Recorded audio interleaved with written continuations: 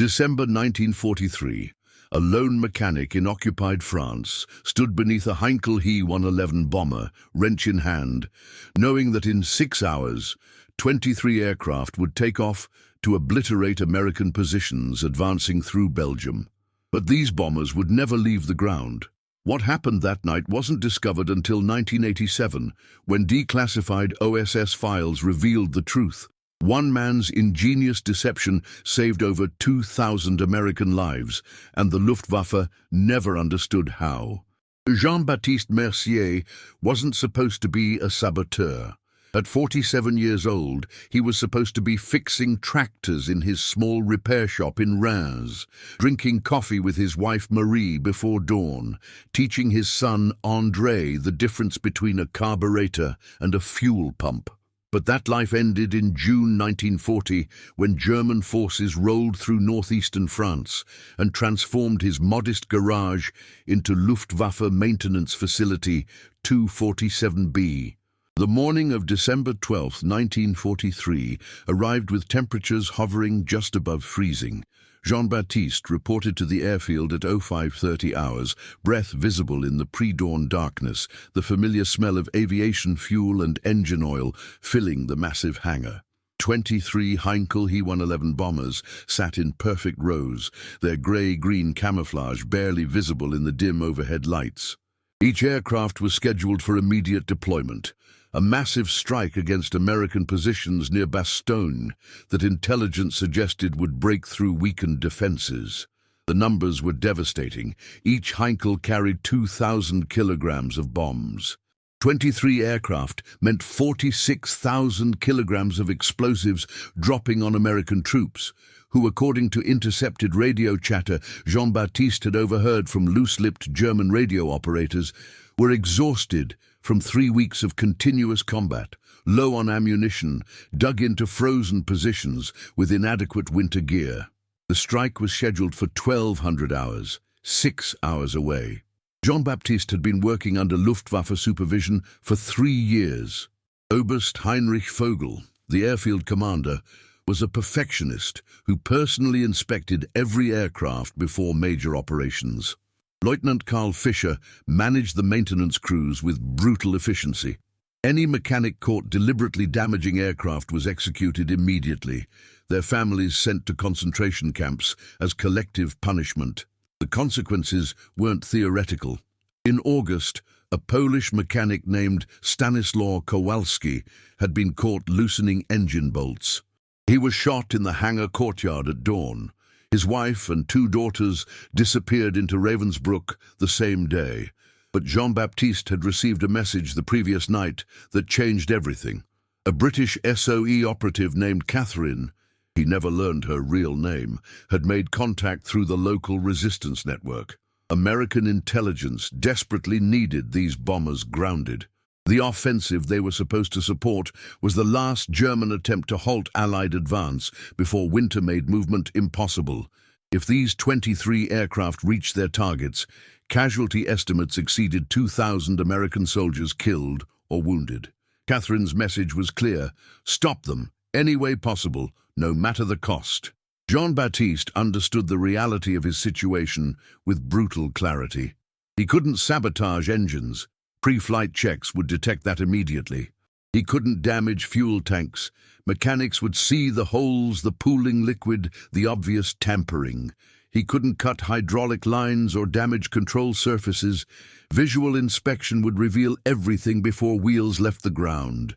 Whatever he did had to pass immediate inspection, had to appear completely normal to trained Luftwaffe mechanics, had to fail only after it was too late to fix.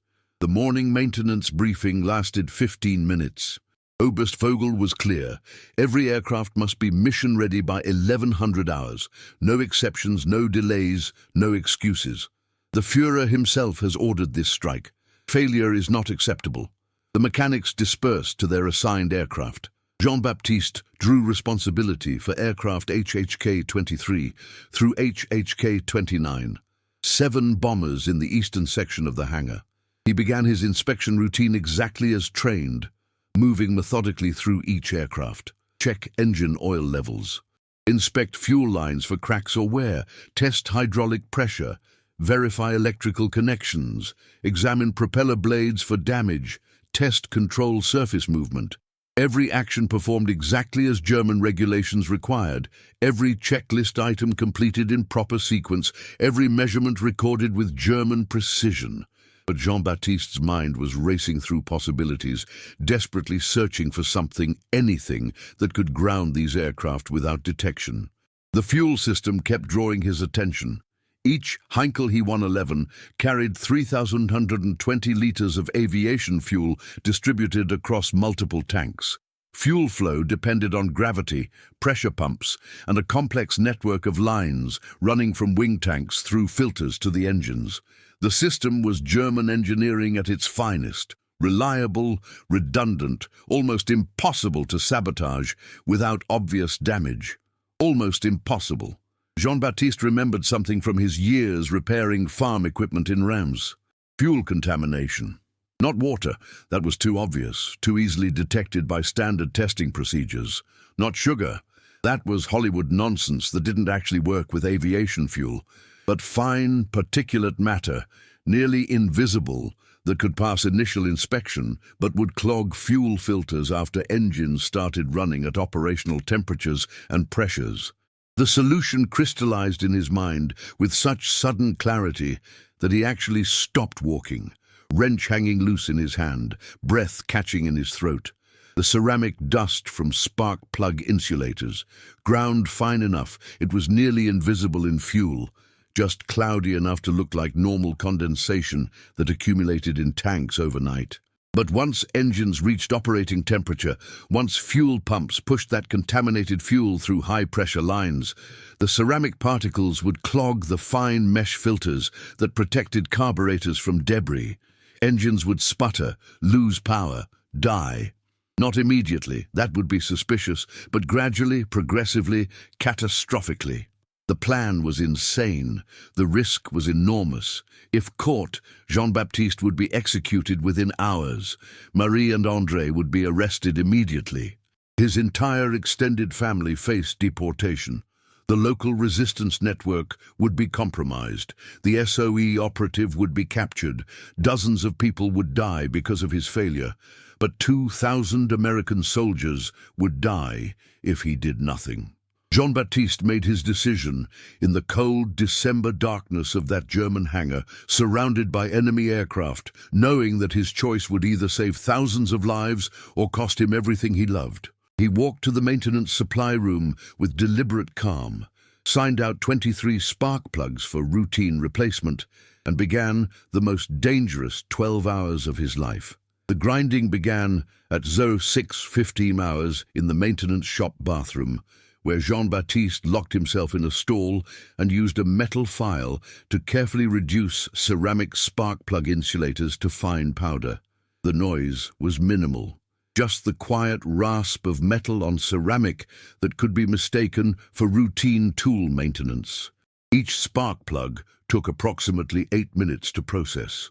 He worked with methodical precision, collecting the powder in a small glass medicine bottle stolen from the facility first aid station. The powder was perfect. Ground fine enough to remain suspended in aviation fuel, coarse enough to clog precision fuel filters, invisible enough to pass casual inspection. Jean-Baptiste tested a small amount in a jar of water. It created exactly the slight cloudiness that resembled normal fuel condensation, nothing that would trigger immediate concern during pre-flight checks. By 0700 hours, he had enough powder to contaminate all 23 aircraft. The challenge now was distribution, introducing the contaminant into fuel systems without detection while working under constant German supervision. Lieutenant Fischer was notorious for surprise inspections, appearing without warning to verify mechanics were following proper procedures. Oberst Vogel randomly walked the hangar floor, observing operations, interrogating mechanics about their work. Jean-Baptiste returned to his assigned aircraft and began the actual sabotage with aircraft HK-23, the bomber at the far end of the row where observation was most difficult.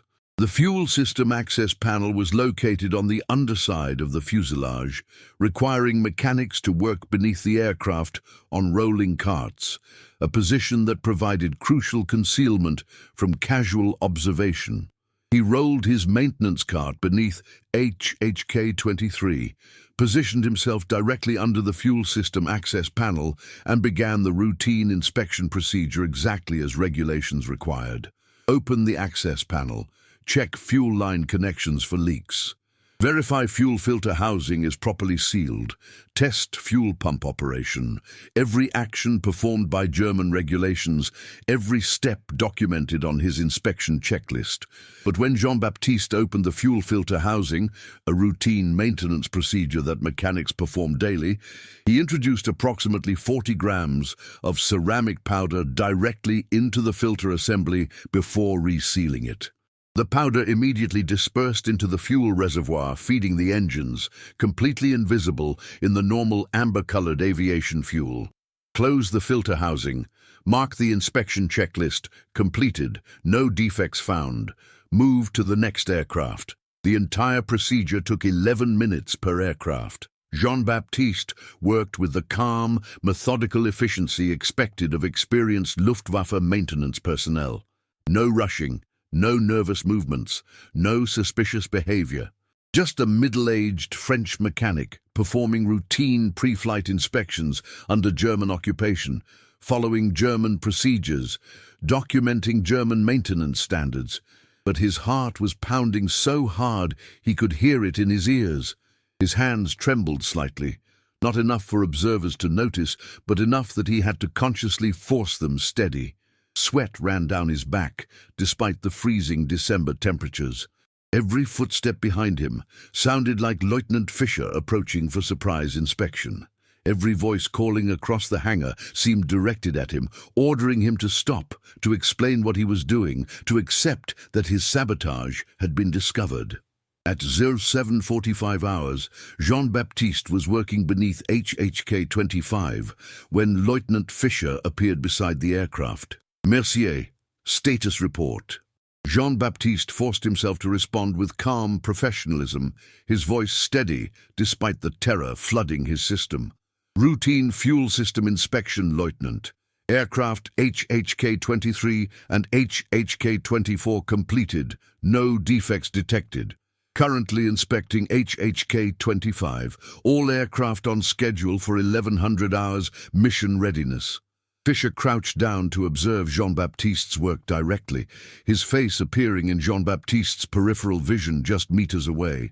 "Show me the fuel filter." Jean-Baptiste's blood ran cold.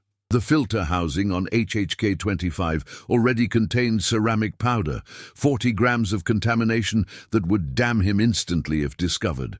But refusing inspection would be equally suspicious. He had no choice. With hands that he forced to remain completely steady, Jean-Baptiste opened the fuel filter housing, exposing the fuel reservoir to Lieutenant Fischer's direct observation. The amber liquid appeared completely normal, just the slight cloudiness that accumulated overnight from temperature changes and condensation. Fischer leaned in, examining the filter assembly, the fuel lines, the reservoir itself. 10 seconds passed. 15. 20. Jean-Baptiste could feel his heartbeat in his throat, his vision narrowing, his breathing becoming shallow. Fischer was going to see it, going to recognize the contamination, going to realize what Jean-Baptiste had done. Going to call the guards, going to acceptable, continue your work. Fischer stood, brushed dust from his uniform, and walked away. Jean-Baptiste closed the filter housing with hands that shook so badly he nearly dropped his wrench. He forced himself to breathe slowly, to calm his racing heart, to continue working as if nothing had happened. That was the closest call he would face that morning, but it wouldn't be the last challenge.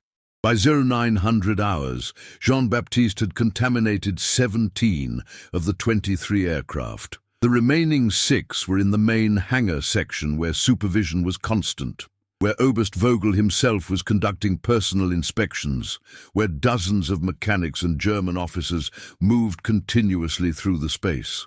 Sabotaging these final aircraft would require even greater risk, even more careful timing, even more precise execution.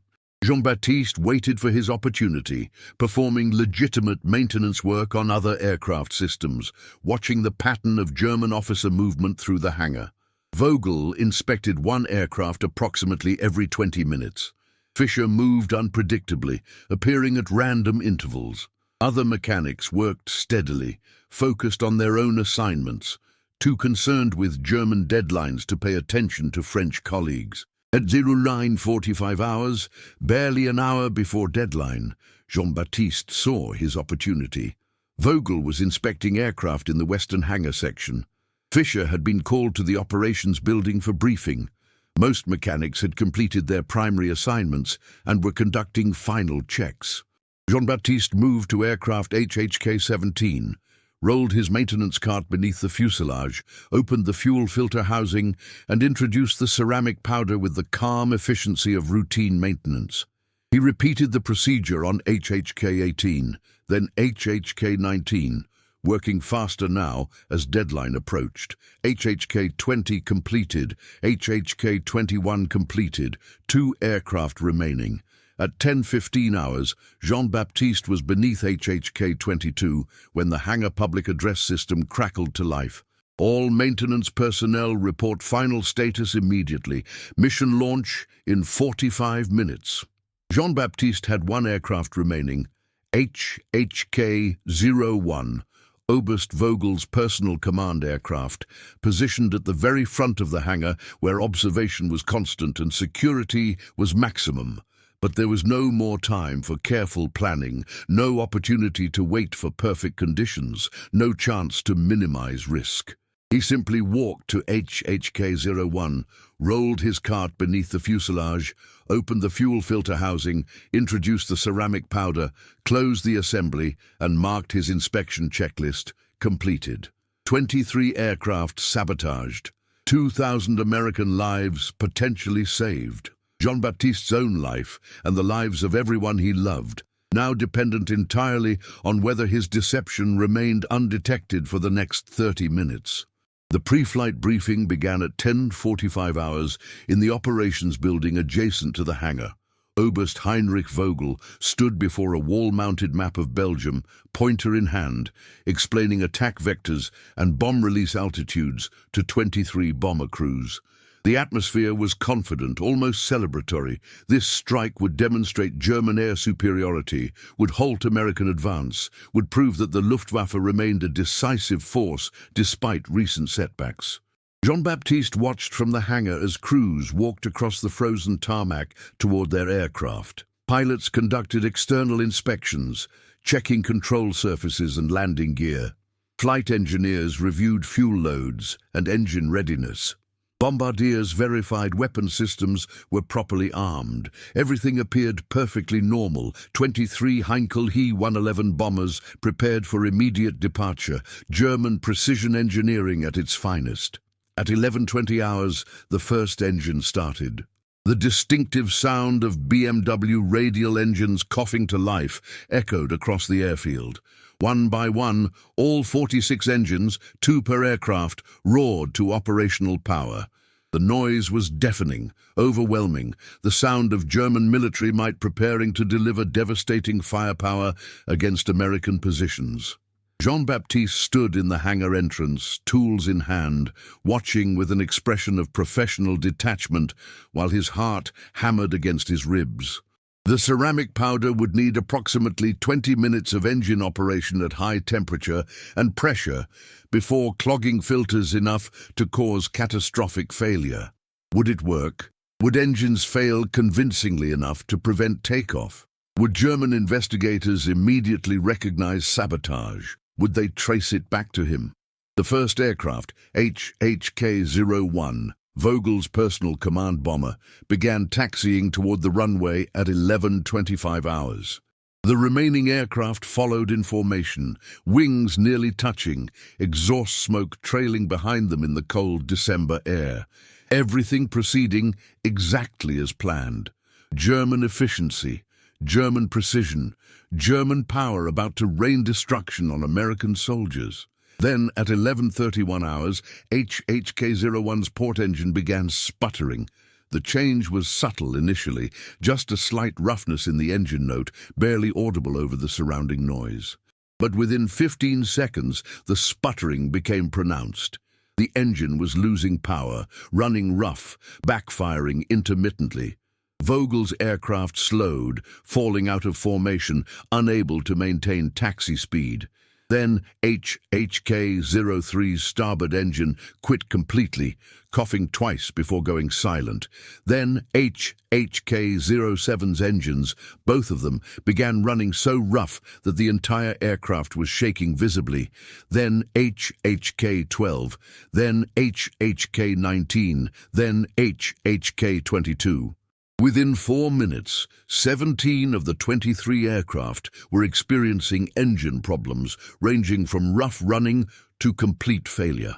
The airfield descended into chaos as aircraft stalled on taxiways, blocking runway access, engines smoking and backfiring, pilots desperately trying to maintain power, flight engineers frantically adjusting fuel mixtures and throttle settings. Oberst Vogel was the first German officer to recognize the pattern. This wasn't mechanical coincidence. This was systematic failure across multiple aircraft simultaneously. His voice came over the radio net with barely controlled fury. All aircraft return to hangar immediately. Ground all bombers. Maintenance crews to stations. I want full engine inspections within the hour. Jean-Baptiste and the other mechanics rushed to the aircraft, now limping back to the hangar. The scene was pandemonium.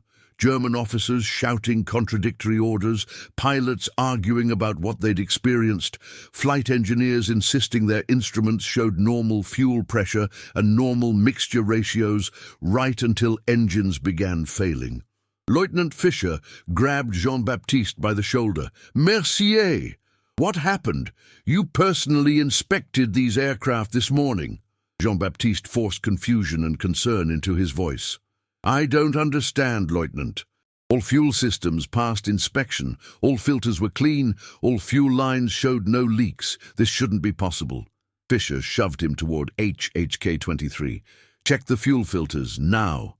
Jean-Baptiste opened the fuel filter housing on HHK-23 with hands that he had to consciously prevent from shaking. The filter was clogged almost solid with grey-brown ceramic residue, exactly as he'd planned, exactly as he'd needed, exactly as would ground these aircraft indefinitely. But he needed to appear genuinely shocked. "Lieutenant, the filter is completely blocked, but it was clean this morning. I personally inspected it." Fischer examined the clogged filter himself, his face darkening with confusion and rage. "Check the others. Every aircraft. I want to know if this is isolated or systematic." Over the next 30 minutes, mechanics opened fuel filter housings across all 23 aircraft. Every single bomber showed the same problem. Fuel filters clogged with fine particulate contamination. The pattern was undeniable. This was systematic failure across the entire flight wing. Oberst Vogel convened an emergency meeting at 1300 hours, exactly when the bombers should have been striking American positions near Bastogne. Instead, 23 aircraft sat grounded in the hangar, engines cold, mission cancelled, 2,000 American soldiers completely unaware that their lives had just been saved by ceramic dust, and one French mechanic's desperate courage. Vogel's voice was ice-cold. "Gentlemen, we have a serious problem. Either we have systemic fuel contamination from our supplier, or we have sabotage. I want answers." The investigation began immediately. German chemical engineers analyzed the contamination. They identified ceramic particulates consistent with spark plug insulator material, but couldn't determine origin. Security officers interrogated every mechanic who'd touched the aircraft that morning. Jean-Baptiste maintained absolute consistency in his story, insisting he'd performed standard inspections, finding no problems. Supply chain officers investigated fuel deliveries. All documentation showed normal procedures followed correctly. The German investigation reached a conclusion that Jean-Baptiste had carefully orchestrated. The contamination must have originated from the fuel supply chain. Perhaps a delivery truck had been used previously to transport ceramic materials. Perhaps a storage tank had been contaminated. Perhaps fuel filters at the supply depot had failed.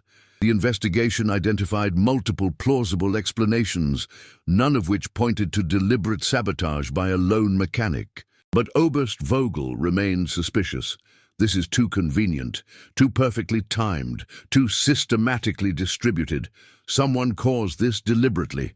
Fischer agreed. But who? Every mechanic's work was supervised. Every inspection was documented. Every procedure followed regulations precisely. If this was sabotage, it was executed by someone with perfect knowledge of our systems. The investigation continued for 3 days. Security officers interrogated mechanics repeatedly, searching for inconsistencies. Chemical engineers tested fuel from every source. Maintenance procedures were reviewed exhaustively. But they found nothing concrete, just the inescapable reality that 23 bombers had been grounded simultaneously by contamination of unknown origin, costing Germany a crucial strike against American forces who used those 3 days to reinforce positions and bring up artillery that would prove decisive in subsequent engagements. Jean-Baptiste returned home each evening to Marie and André, ate dinner with hands that no longer shook, slept without nightmares despite the enormous risk he'd taken. The mission had succeeded. The aircraft had been grounded. The American lives had been saved. But he told no one.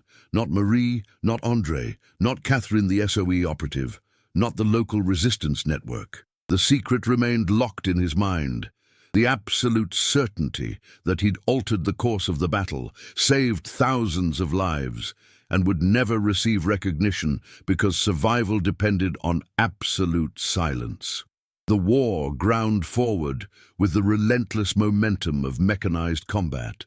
The bombing mission that never happened became a footnote in German operational reports.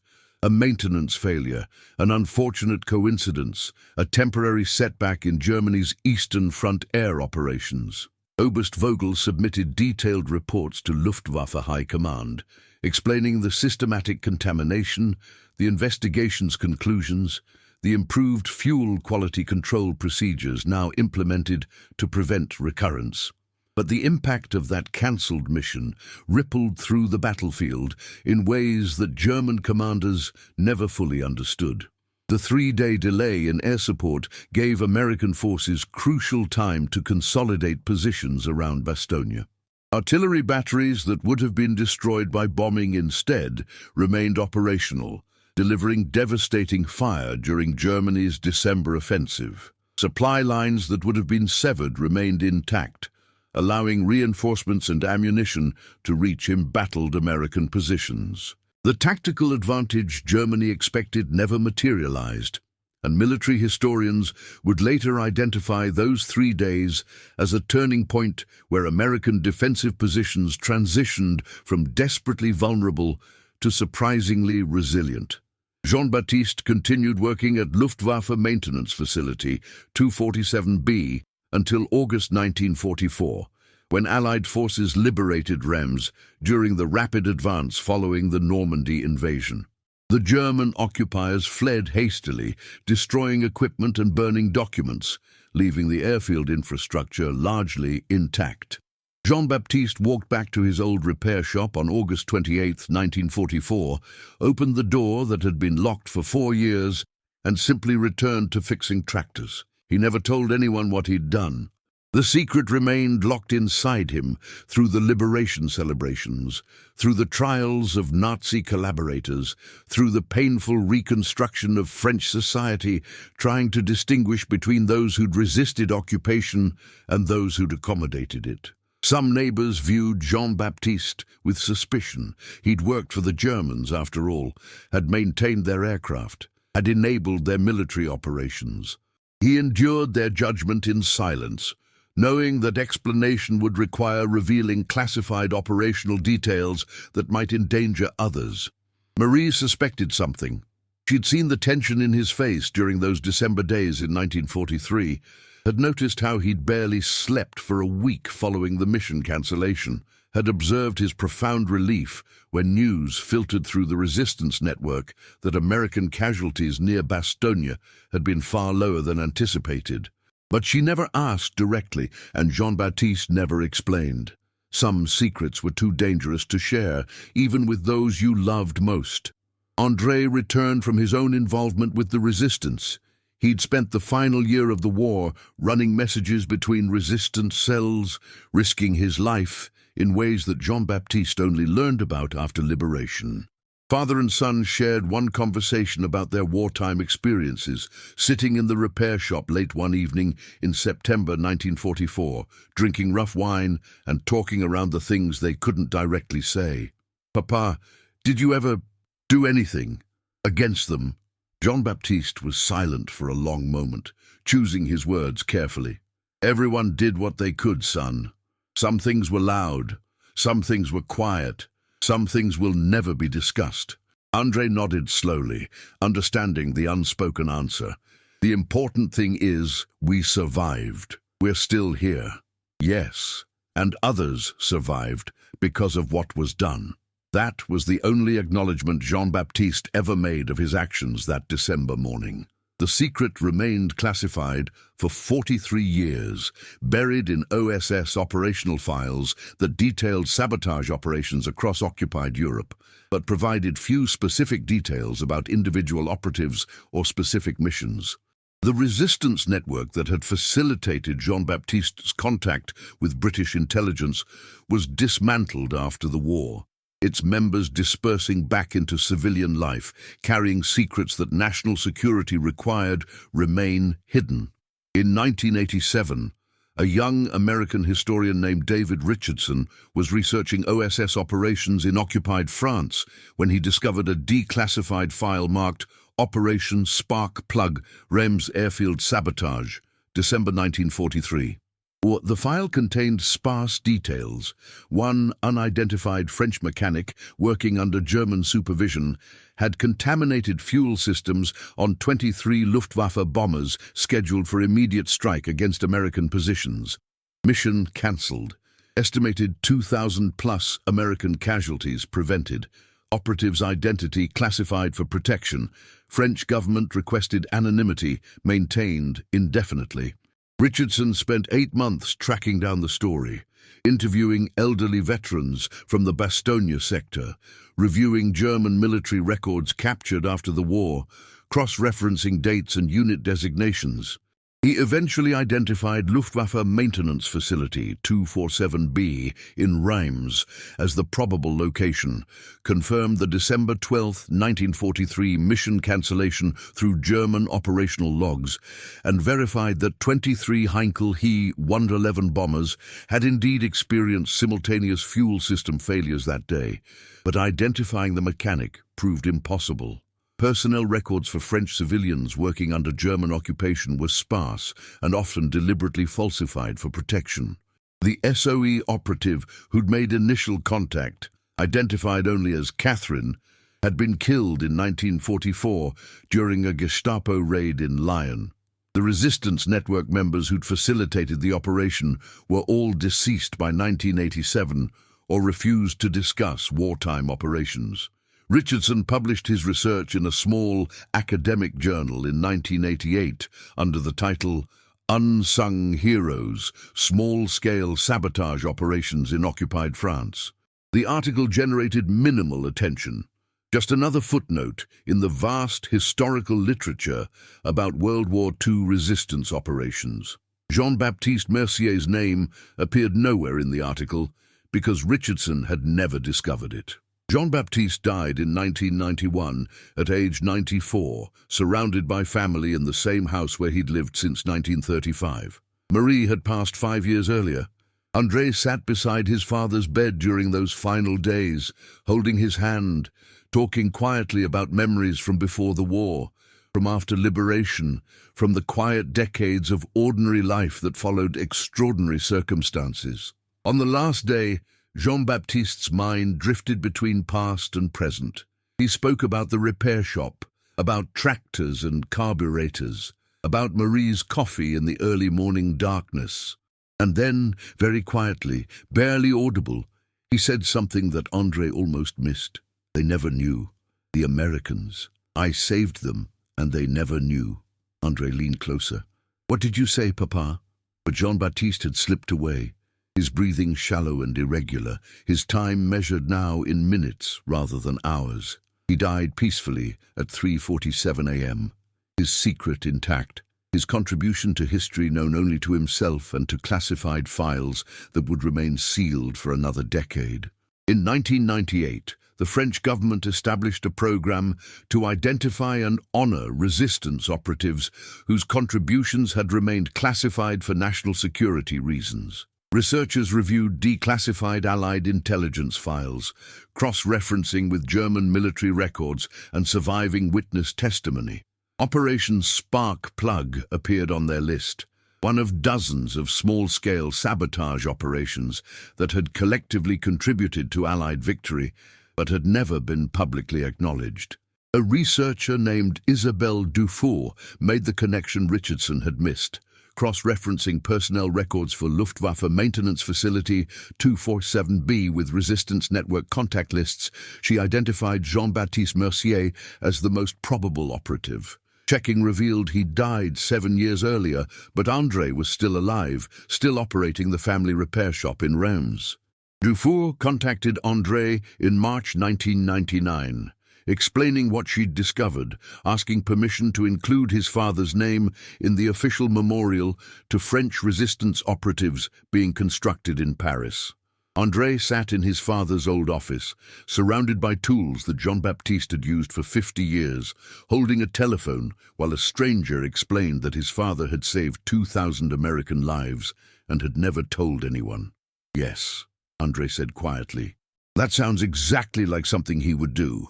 Jean-Baptiste Mercier's name was added to the memorial wall in 2000, one name among thousands, a simple inscription reading, Mechanic Sabotage Operations, 1943, 2,000 plus lives saved. Most visitors walk past without stopping, without reading individual names, without understanding the specific stories behind each inscription.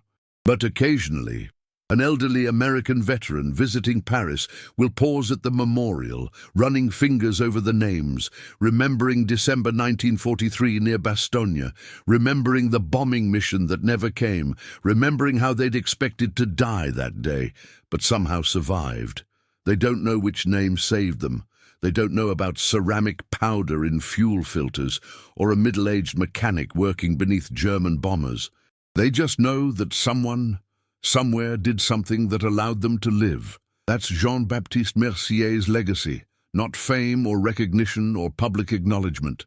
Just the simple, profound reality that 2,000 men went home to their families, had children and grandchildren, lived full lives, all because one mechanic in occupied France made the hardest decision of his life and never spoke about it again. Some heroes wear uniforms, some carry weapons.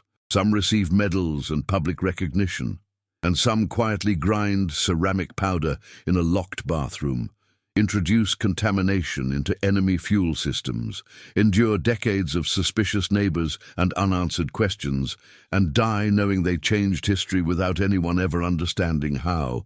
Jean-Baptiste Mercier was the third kind of hero, the quiet kind, the unrecognized kind.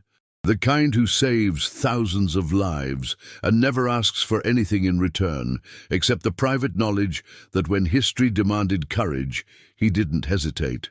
Stories like Jean-Baptiste's remind us that heroes aren't always the ones making headlines. Sometimes they're the ones working in silence, making impossible choices, changing history one small act of courage at a time. If this story moved you, hit that subscribe button and join our community dedicated to uncovering the untold stories of World War II. Drop a comment telling us which aspect of this story surprised you most. I read every single one. And if you know a veteran or history buff who'd appreciate learning about unsung heroes like Jean-Baptiste Mercier, share this video. These stories deserve to be remembered. Thanks for watching, and I'll see you in the next one.